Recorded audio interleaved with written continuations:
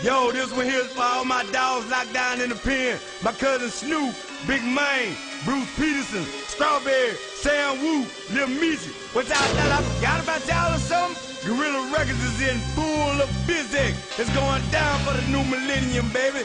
Y'all better tell them boys in there who I am, man. You know me. There are 2 million Americans behind bars. 1 in 5 will be sexually assaulted while incarcerated.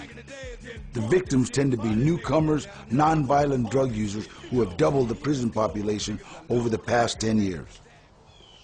In prison, if you're turned out, you've been sodomized, tossed to the vultures, marked as a punk, forced into enslavement, or made a prison wife. You can be turned out through brute force, or they get you with threats and their con games. In the South, roughly 85% of the prison population is black. 15% white. Most of the victims tend to be white. Mindy started as a prison boy. The game is, in the penitentiary, a set of rules dealing with homosexual activity.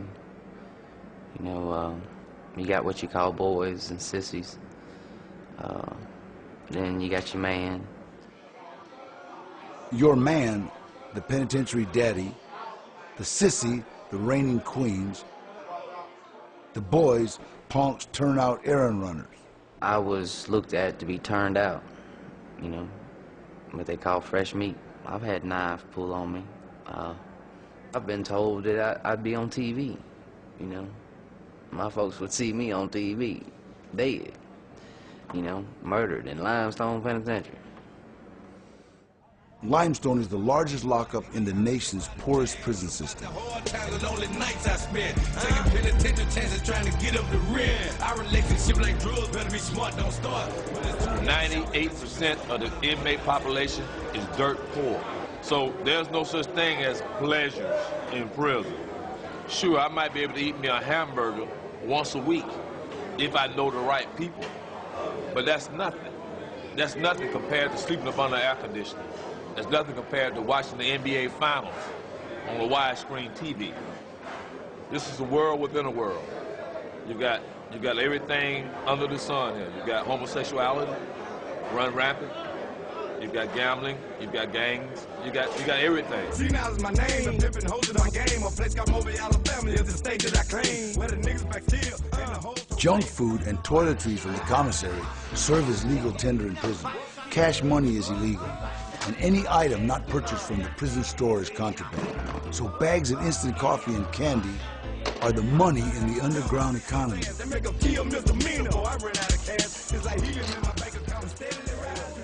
The old rules that govern exactly how business is transacted in the penitentiary are as precise as NASDAQ.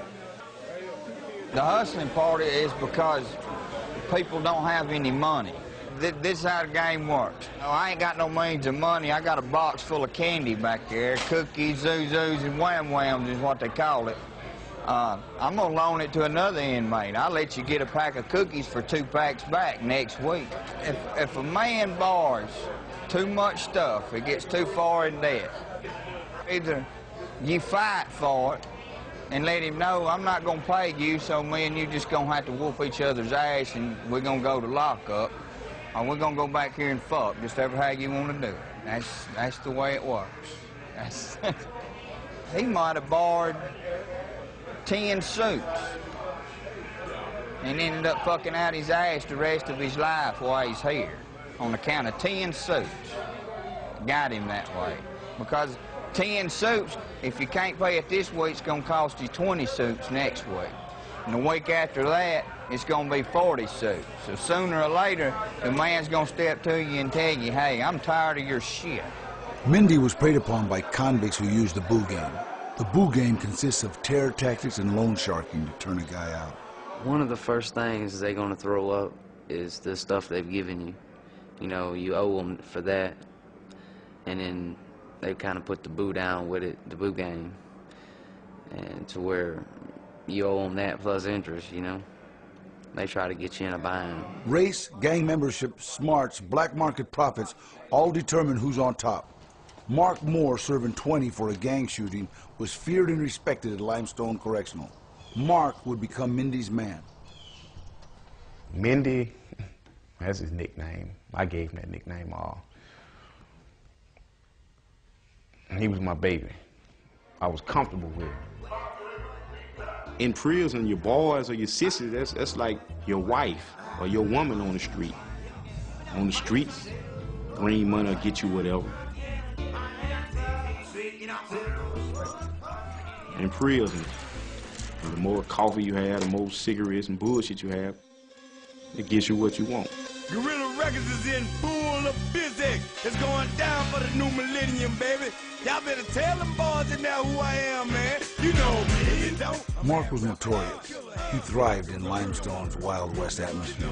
Back in the day, getting drunk and shit. Budding niggas to let them know I wasn't no punk and shit. You know me. I put the stove on niggas, I load on niggas. Cannons and Jaguars, getting drove on niggas. You know me. I got more candy on my ride than Reese's Pieces. Iceberg with creases to mess the ice on my teeth. You know me. I told this freak I got a buffet at my suite. She said, for real? I said, I promise all the meat you can eat. You know me. My enemies, my family gonna get fed. Bread and water ain't enough. We want some bacon and eggs. You know me. I put a hit out of my friend by my ends. If it come back reincarnated, I'ma kill him again. You know me. As far as me being ashamed or having a complex about it, I don't.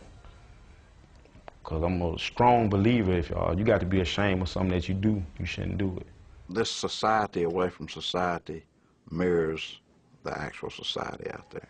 We have religion, we have schools, we have drugs, we have sex, we have all types of vices. And I tell you, I wouldn't want to work in a prison that didn't have some vices in it. And sometimes those things keep them busy. That keeps them out of our hair. Now, there again, I don't condone it. And if we catch them, we'll punish them.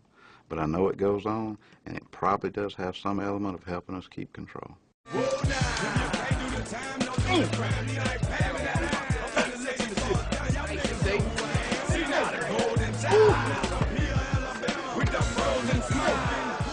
The more shit, like coffee and cigarettes and things like of that nature that I got, the more I wanted.